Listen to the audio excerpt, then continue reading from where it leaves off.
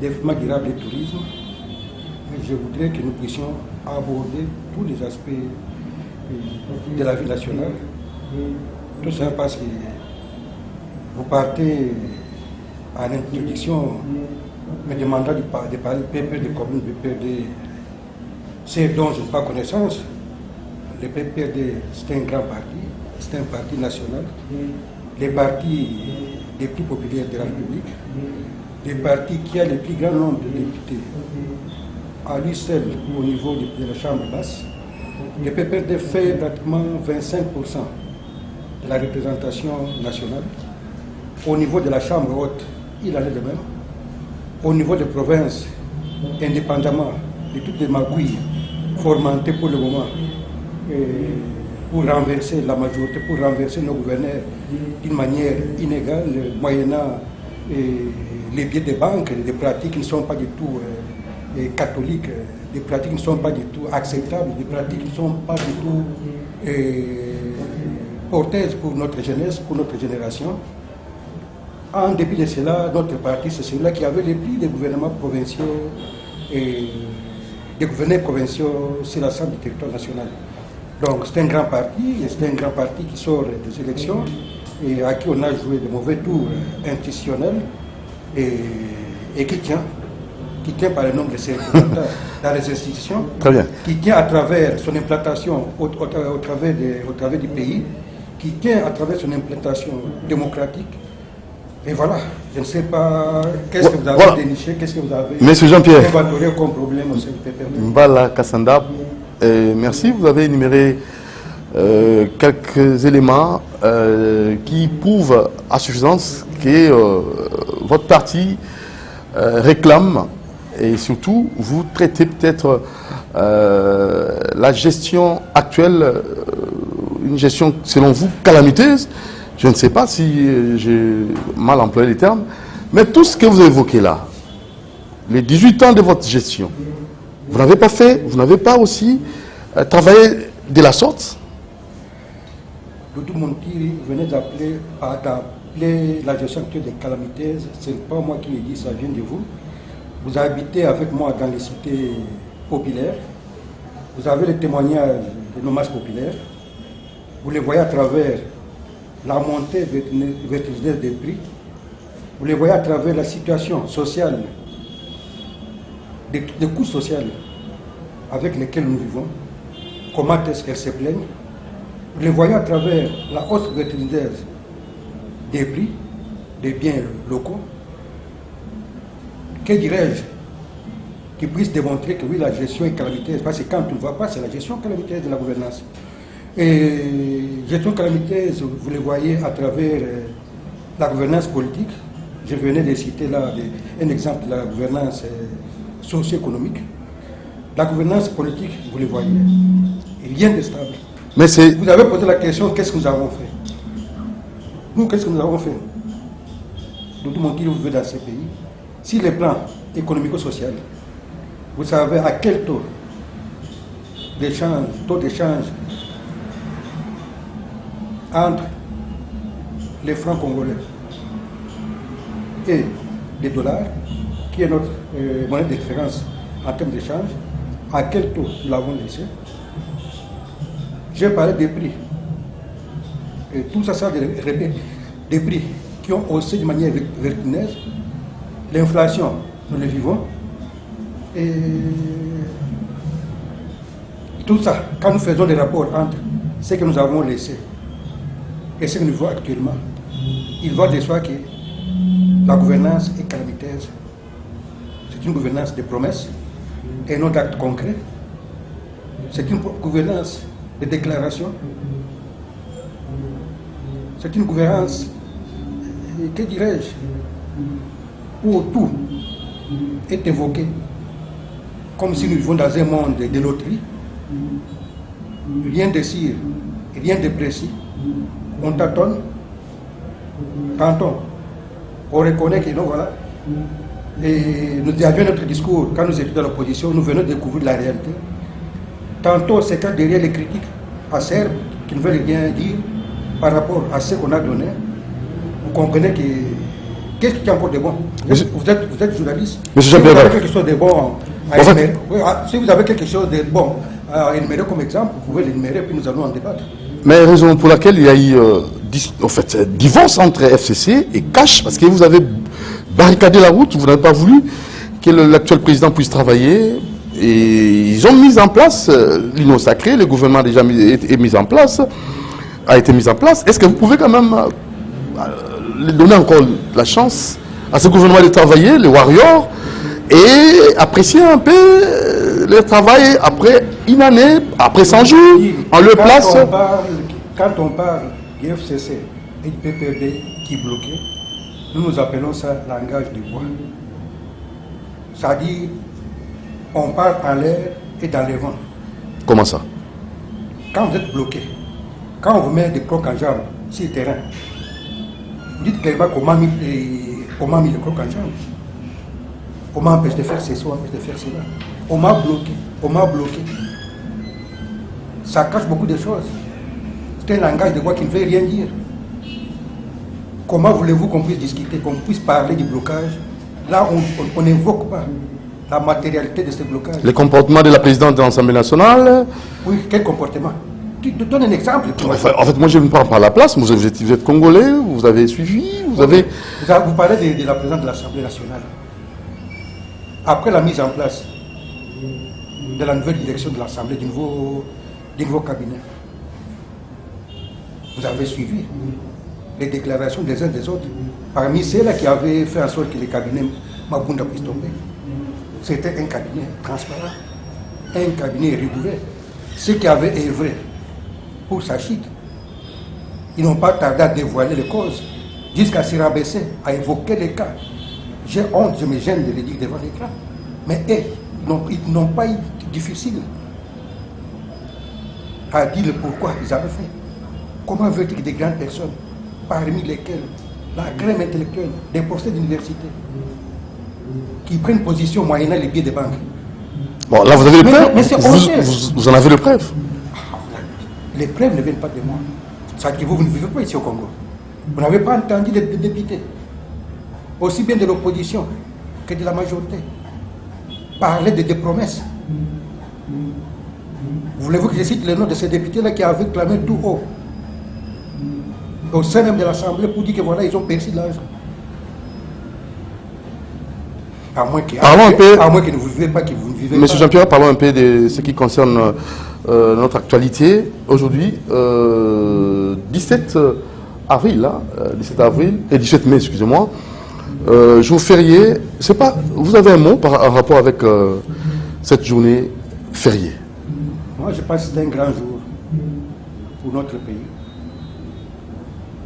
Ceux qui font des civilisations autour de cette journée, je crois qu'il n'y a pas de pousser la malhonnêteté jusqu'à ce point-là. L'histoire, elle reste telle qu'elle, on ne l'altère jamais. Nous avons vécu dans ce pays. Nous avons vécu la dictature qui n'avait rien de comparable ici en Afrique. D'une grande réputation.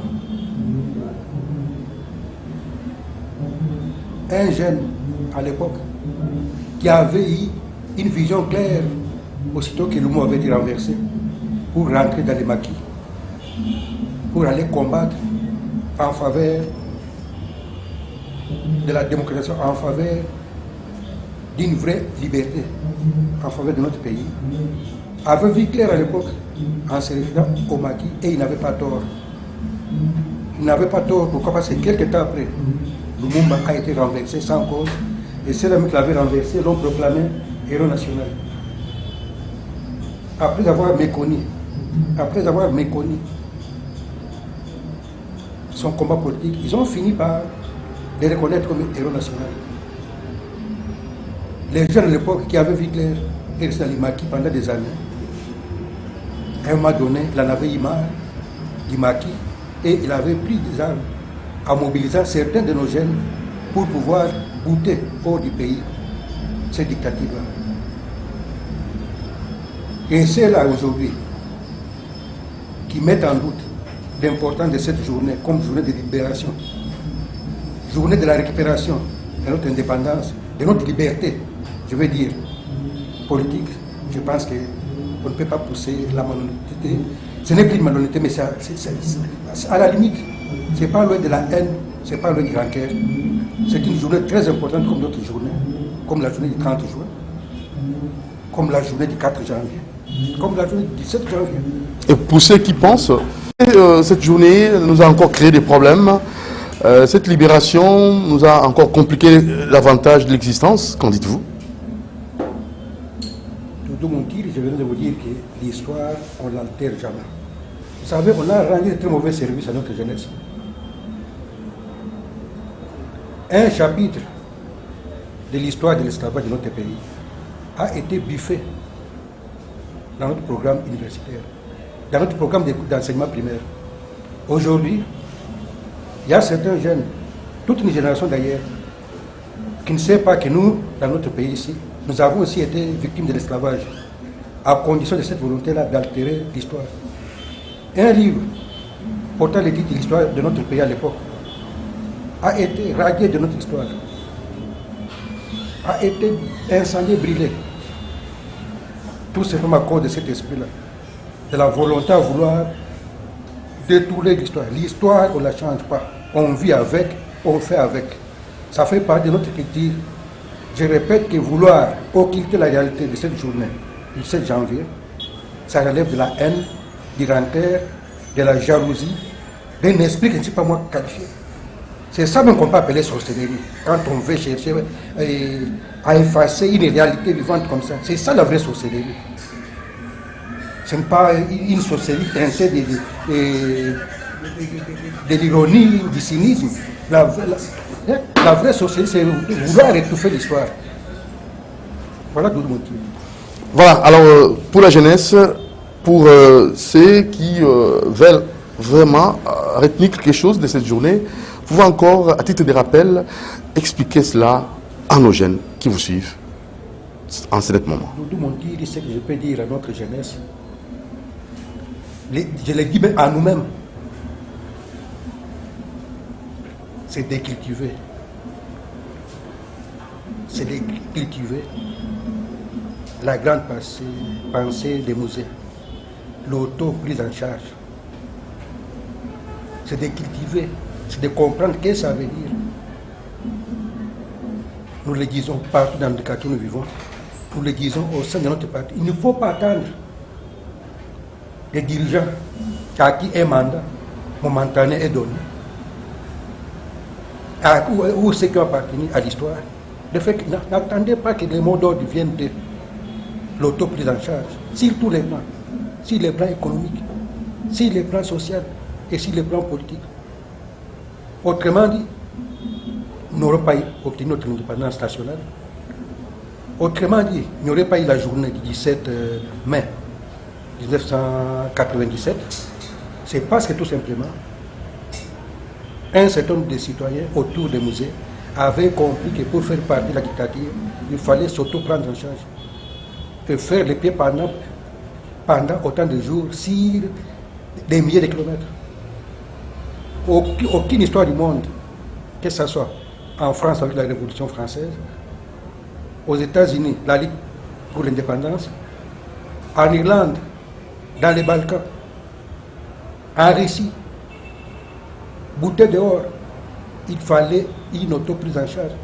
Il fallait que des jeunes tombent sous les coups de balles. Les guys américains, les résistants européens, les Congolais de l'époque, les Ghanéens, les Sénégalais, des jeunes gens de 18-19 ans. Parce qu'ici chez nous, on croit que on est jeune, c'est pas moi jusqu'à 45 ans, bien à 18 ans, il y a des jeunes qui sont allés au front pour que nous puissions vivre l'indépendance, pour que nous puissions vivre la démocratie. Parce que si Hitler n'a pas été renvoyé par les jeunes de l'époque, aujourd'hui on n'aurait pas connu ce que nous connaissons maintenant. Nous ne savons pas de quoi l'histoire aurait été faite si jamais Hitler n'avait pas été bouté dehors. Si jamais Mouzé, les jeunes qui l'avaient accompagné, dont Joseph Kabila, qui l'avait accompagné à l'époque, n'avait pas eu l'audace de marcher autant de kilomètres pour pouvoir goûter la dictature dehors. Peut-être que nous autres ici, nous serons honorés, vieillis en exil jusqu'à ce jour. Et même parmi ceux qui parlent avec lesquels nous avons vécu à l'extérieur, je ne pense pas qu'ils seraient venus ici pour prétendre dire n'importe quoi et jouir de la démocratie, de la liberté dont nous jouissons aujourd'hui. Voilà les petits conseils que je peux adresser à notre jeunesse, pas seulement à la jeunesse, mais à nous-mêmes. Parce que les irresponsables, on les trouve dans toutes les catégories d'âge. Encore plus auprès des aînés qu'auprès même de la jeunesse. Voilà, M. Jean-Pierre Mbala, parlons actualité. Nous allons d'abord, après la commémoration de cette date du 17 mai, nous aimerions avoir de votre part aussi votre avis, votre façon de voir les choses. L'état de siège décrété par le président de la République, ça vous rassure? Tout le monde dit ce qui se passe à l'est de la République nous touche au-delà de notre chair, ça touche notre esprit et notre âme. Parmi ceux qui vivent les services au quotidien à l'est, nous avons des connaissances. Par le passé, nous avons eu même certains de nos morts. Des morts que nous connaissons. Les images que nous voyons, des civils faites si nos sœurs, si nos frères, égorgés, ça ne peut pas nous arranger. Tout ce qui peut être entrepris pour que ces services cessent, nous pouvons que l'encourager. Nous pouvons que l'encourager. Et notre parti et ces différentes plateformes, dont l'FCC, a pris acte l'établissement de l'état de siège. Mais il faut suivre, il faut qu'il soit suivi du concret. Que ce ne soit pas une déclaration pour la forme, une déclaration de plus, une déclaration qui nous ramène à ce que nous connaissons. C'est-à-dire certains éléments qui prennent de l'emprise sur nos populations pour les dépouiller, pour les torturer, pour les tuer.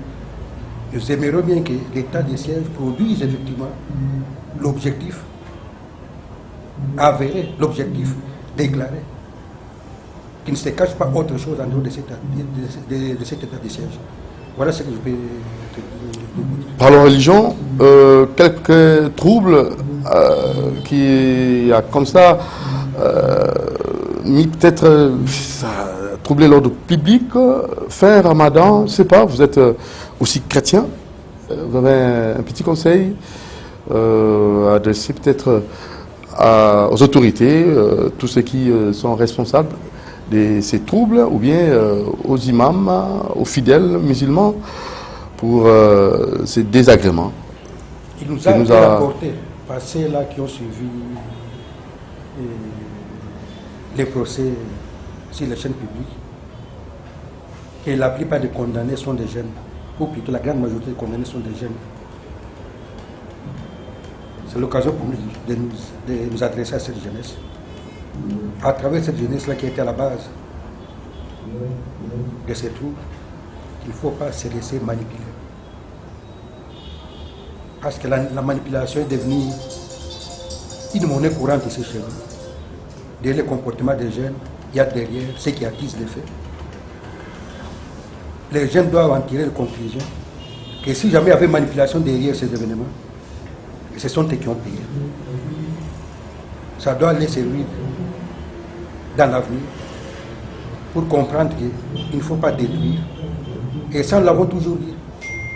À l'époque, les jeunes d'un parti politique, en l'occurrence l'IEPS, qui brouillaient par la destruction des biens. Ils voient comment les routes, après avoir brûlé les pneus sur les routes, comment ces routes s'habillent maintenant au passage des eaux de pluie, qui sont perdants. C'est surtout l'emploi pour ces jeunes-là. Ce sont ces jeunes-là qui sont des chauffeurs de taxi. Ce sont ces jeunes-là qui conduisent les motos, qui sont les plus perdants. Ce sont eux. Donc, on ne se manifeste pas en s'attaquant au bien public. On ne manifeste pas en s'attaquant aux autres Parce qu'ils sont des Congolais comme nous. Pouvez-vous vous manifester en toi et notre Congolais? Qu'est-ce que vous avez fait? Qu'est-ce que vous aurez gagné? Notre constitution garantit la liberté d'expression, la liberté de manifester. Mais il faut le faire dans le respect de la loi. Il faut le faire dans le respect des citoyens. Le faire dans le respect de la liberté de l'autre.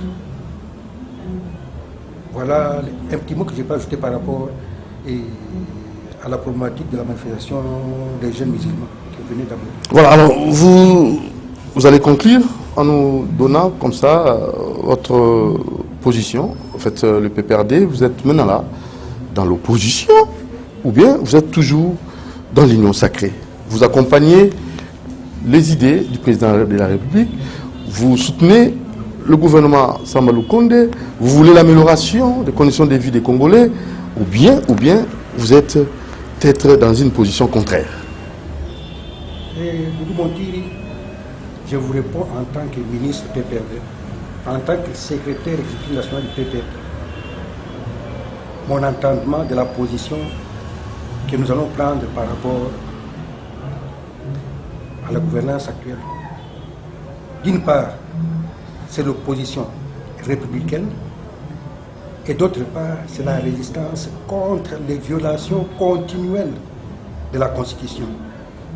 Que vous avez fait à l'époque? La Constitution qui a été adoptée par référendum, votée en majorité par tous les Congolais. Je sais, mais vous avez aussi violé durant votre gestion. Voulez-vous m'évoquer un article de la Constitution qui a été violé par la gouvernance? Ce n'est pas la peine d'évoquer cela, mais vous êtes conscient, on peut évoluer. Conscient de quoi? Violation. N'imputez pas notre parti, ce ne l'est pas. Monsieur Jean-Pierre Mbala, évoluons. Les élections reportées. Les élections reportées. Vous êtes au courant de ça? On devait avoir les élections, vous avez reporté. La date des élections n'ont pas été respectées, les différentes dates. À l'époque, Monsieur Doudou Montiri, Monsieur Jean-Pierre Mbala Kassanda, les reports des élections avaient été adoptés par consensus. Par consensus. Les fils de ces pays politiques. dans la gestion de Kabila, il n'a pas violé la Constitution. Je vous dis que 18 ans de gestion. Les reports des élections auxquels vous avez fait allusion ont été liés sur consensus national. Il y avait les représentants. Donc Kabila n'a jamais violé la Constitution. Représentants. Alors 15 jours. Il y avait les représentants des deux chambres, il y avait la société civile, il y avait les missionnaires, non seulement catholiques, mais des églises de réveil. Ensemble, à l'unanimité, ils avaient opté pour les repos des élections. Et c'est comme ça que ça y est. Il n'y a eu aucune violation. Donc Kabila n'a jamais violé la Il n'y Constitution. a eu aucune violation. Vous venez de citer l'exemple du repos des élections. Vous me citez un autre exemple, je vous en donne des arguments. Parce que ça nous prendra vraiment tout notre temps. Alors, parce que là, il ne faut pas faire des déclarations. Là, nous allons conclure. Il ne faut pas faire des déclarations comme nous en connaissons maintenant. Non. Nous allons conclure. Parce que je ne prends pas la place des militants ou de qui que ce soit, mais seulement vous êtes conscient. On évolue. Conscient de quoi? Mais Jean-Pierre Vous ne évolue. rendez pas conscient de ce qui n'existe pas. Parce que là, vous pouvez même me demander d'être conscient de la sorcellerie, comme c'est devenu à la mode maintenant. Partout vous passez à travers les pays, on parle de la sorcellerie. C'est quoi ça la sorcellerie? À travers... De quoi? Vous ne vivez pas ici. Sorcellerie, en qui devient sorcier? Ah, mais allez à la cité, partout on parle de la sorcellerie, des promesses. Ça veut dire?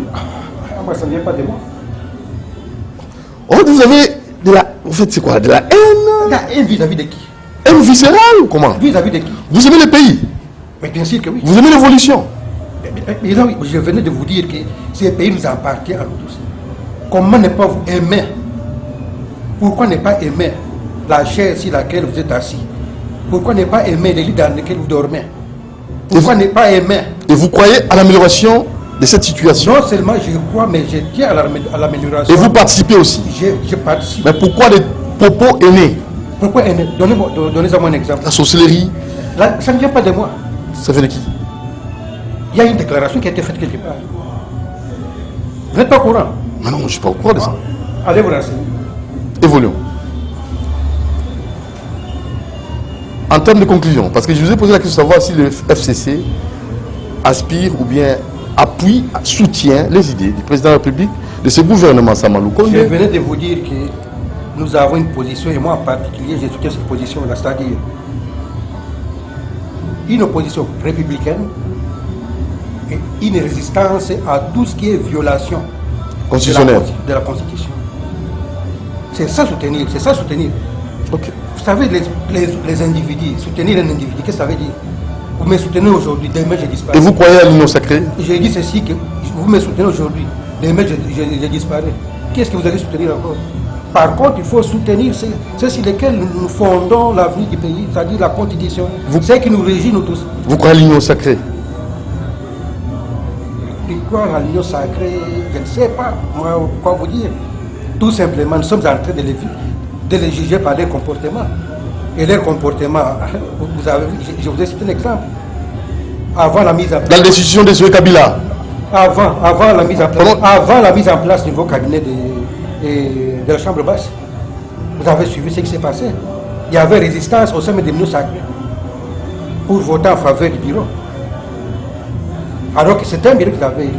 Donc au sein même de l'union, c'est pas l'union sacrée ou bien l'union pour la nation, eux-mêmes ne croient pas dans cette union. Alors, la décision de M. Kabila,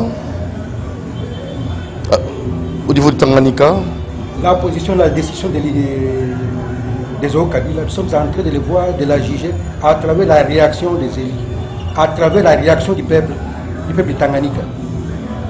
Il y a des décisions de gouverneurs par-ci par-là. Dans quelle province est-ce que vous avez vu la décision d'un gouverneur a entraîné la population dans la rue? Est-ce que vous avez été à Kalemi, dans l'État, et maintenant, pour avoir des bases de comparaison? Et quel est votre jugement? Vous savez, nous avons eu la chance de faire le tour de ces pays. Je peux vous citer chaque territoire et les villages de ces pays. J'ai été partout, dans toutes les 26 provinces du pays. De Beni Butembo, Kasindi, Abuta, Bondo, Likati, Yangambi, Ikela, Mwenegitu, Kabinda, Monkata. Qu'est-ce que je passe? Donc j'ai des bases de comparaison. Demandez à ceux qui ont connu Kalemi il y a 3 ans et Kalemi d'aujourd'hui. La vie de Kalemi, où les Tanganyika ne regorgent pas des richesses comme certaines des provinces. Mais avec les moyens de bord, il ne faut pas être malhonnête. Il faut quand même être reconnaissant. On ne peut pas sacrifier toute une population, toute une communauté pour les petits intérêts politiciens. Zoé, c'est un camarade, un jeune gouverneur qui a travaillé avec abnégation. Voulez-vous comparer Zoé avec Kassanji, qui a mis à terre une province réputée riche en minerais, tout ce qu'on sait? Vous voulez comparer Zoé avec Kassanji? Vous voulez comparer Zoé à qui? À Mawaja? Soyons quand même sérieux et honnêtes. Il y a des gouverneurs qui ont failli. Ils ont été déchus, il n'y a pas eu de manifestation. Vous venez de parler de la haine. Voilà un exemple typique de la haine. Allez voir le travail abattu par Mouyej dans le Loroba. Et s'il vous plaît, soyons quand même soyons honnêtes et reconnaissants à ceux-là qui se sont investis. Ce sont des humains qui ne peuvent pas manquer de fautes. Mais il faut reconnaître le travail qu'ils ont abattu, s'il vous plaît. Alors, le gouvernement Samalou Kondé, avez-vous des ministres qui, selon les voir, peut-être à l'avenir, ce qu'ils promettent par leur gestion? Le gouvernement Samalou Kondé. Quelques ministres, selon vous, à titre exemplatif, il a des ministres qui vous inspirent confiance? Il y a des ministres compétents. À titre exemplatif, certains noms? Des ministres barantes que je pense être intègres. Je ne vais pas les juger, mais je ne vais pas les droits. Nous n'avons pas encore. On peut juger que par le travail, mais si le plan intégrité, je crois en Eva Bazaïba. Eva Bazaïba? Oui. Où je me limite par là. Pourquoi seulement Eva Bazaïba? Je ne peux pas citer tous les membres du gouvernement. vous m'avez demandé de citer quelques ministres. J'en cite un, Eva Bazaïba. Elle me convainc, je crois en elle. Ça, en termes de conclusion. Tout le monde dit la conclusion, c'est quelque chose que je n'aime pas tellement parce que conclure d'ici 18 heures, d'autres éléments vont s'ajouter à notre vécu au quotidien. Disons seulement à suivre. À suivre. À suivre. Merci, M. Jean-Pierre Mbala Kassanda, cadre du PPRD, secrétaire exécutif national en charge de l'environnement, du développement durable et du tourisme. Je suis fier de mon parti qui n'est pas un club de copains, mais c'est un parti politique répondant aux caractéristiques d'un parti politique, et non un club. Ça, c'est trop fort, ça. Soyez calme, les choses vont évoluer. Moro, j'ai dit et je le répète, je suis fier de mon parti politique. C'est un parti qui répond au nord d'un parti politique moderne, au sein duquel. Oui. Au sein duquel. Votre micro, oui. Oui, merci beaucoup. Je suis passionné quand je parle du PPRD. Donc vous aimez le PPRD? C'est un parti politique où je peux, moi, prendre mon stylo, interpeller le président national. Il va me répondre. Prendre mon stylo, comme je l'ai fait l'occasion de revenir, interpeller le secrétaire permanent. Sans perdre aucune. C'est un parti démocratique. Mais votre micro, pas un club d'amis. Votre micro, voilà. Non, voilà. Alors quand vous faites allusion à quel parti, hein, quand vous parlez de club d'amis? Je dis ceci, que nous avons un parti politique répondant aux normes d'un parti politique moderne, c'est-à-dire où règne la démocratie, où nous pouvons nous interpeller le président national, interpeller les secrétaires. Et vous croyez aussi dans la discipline et dans le respect des textes du parti. Vous croyez à l'état des droits? Non, pas un club d'amis. Vous croyez que le faut aujourd'hui? Vous croyez à l'état des droits? Vous croyez à l'instauration? Vous croyez à l'état des droits dans notre pays? Il y aura réellement instauration de cet état des droits? Je ne vais pas aller avec vous par 4 chemins. L'état des droits, ça a été l'objectif affiché d'Étienne Tshisekedi. Oui. C'était le motif de son combat, rétablir l'état des droits par rapport à la dictature de l'époque. Nous avons dépassé l'étape de la dictature. À chaque période, son combat. Nous sommes pris dans la dictature. Malheureusement, l'état des droits que la gouvernance Raïs était en train d'instaurer est aujourd'hui en râle. C'est-à-dire certains utilisent ce terme-là, état de droit, comme un slogan. Mais ils ne connaissent pas le fond, la profondeur. Vous voyez tout en mal du côté de l'union sacrée. Est-ce que vous suivez au moins? Et vous croyez seulement vous suivez les baromètres, à Joseph Kabila, vous suivez sa gestion antérieure? Les baromètres comparatifs de l'évolution de l'état des droits. Des baromètres Mais quand les baromètres comparatifs du respect des libertés de la presse. Les baromètres comparatifs. On tabassait, on a arrêté les journalistes à l'époque. Écoutez. Quand vous comparez ces... Dans tout système, les erreurs n'ont pas manqué. Moi, je vous donne comme référence. Voyez le baromètre de Human Rights Watch. Vous croyez maintenant à Human? À l'époque... Voyons le baromètre conférence... Vous pensez qu'il travaillait voyons le baromètre comparatif... Pour l'opposition. Voyons le baromètre comparatif d'Amnesty International. Ce qu'ils ont dégagé dans les rapports annuels. Parce qu'elles n'hésitent pas à faire des rapports. Je ne pense pas que vous allez encore m'imputer ce qu'ils ont donné comme rapport, leur comparaison par rapport au respect des droits de l'homme, au respect de la liberté de presse, aux libertés tout court des citoyens. Et l'UNICEF qui travaille déjà pour inquiéter le détourneur? Nous encourageons le travail de l'IGF. Nous encourageons le travail de l'IGF et nous tenons à ce que ce soit un travail impartial, que les politiques ne s'y ingèrent pas. Ça sera pour l'intérêt du pays, ça sera pour l'intérêt de tous les Congolais. Et vous allez encore revenir? 2023, élection, FCC, vous travaillez déjà? Tout le monde dit, vous savez, la politique c'est une passion. C'est une passion pour ce pays. Certains membres de cette opposition-là nous ont connus ici au pays, tout comme en Europe. Nous sommes partis pour des raisons bien évidentes du pays. Et nous avons regagné le pays pour des raisons bien évidentes. Pas pour des intérêts égoïstes. Pas pour jouir. Je préfère m'arrêter là. Vous êtes trop catégorique, hein? Je vous dis que ceux qui m'ont connu, ils savent mes points de vue. Ils parlent, ils connaissent mes positions. Je ne vais pas hésiter. Nous avons vécu, nous avons combattu ensemble. Nous avons combattu ensemble avec Félix Tshisekedi à l'extérieur. Pourquoi c'est il connaît ma position même quand nous étions dans les mêmes parties. Pourquoi cet acharnement? Ce n'est pas un acharnement.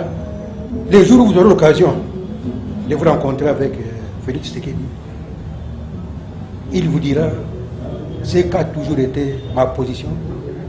Puisque lui-même à l'époque, quand nous étions dans l'opposition, il avait cherché à faire la médiation au sein de l'UPS entre moi et certains de nos dirigeants à l'époque, avec lesquels je n'étais pas d'accord. Dans la même famille, quand je disais non, et je l'écrivais, j'ai signé. Donc les jours où vous aurez l'occasion de rencontrer Félix Tshisekedi, il va témoigner. Il dira, ah non, celui-là, il a des positions.